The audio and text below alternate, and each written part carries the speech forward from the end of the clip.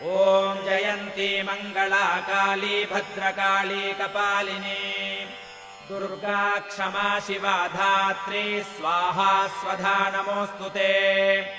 जय त्वम् देवि चामुण्डे जय भूतार्तिहारिणी जय सर्वगते देवि कालरात्रि नमोऽस्तु ते। मधुकैटभविद्राविविधातृवरदे नमः। रूपम् देहि जयम् देहि यशो देहि द्विषो जहि महिषासुरनिर्नाशि भक्तानाम् सुखदे नमः। रूपम् देहि जयम् देहि यशो देहि द्विषो जहि रक्तबीजवधे देवि चण्डमुण्डविनाशिनि। रूपम् देहि जयम् देहि यशो देहि द्विषो जहि शुम्भस्यैव निशुम्भस्य धूम्राक्षस्य च मर्दिनि। रूपम् देहि जयम् देहि यशो देहि द्विषो जहि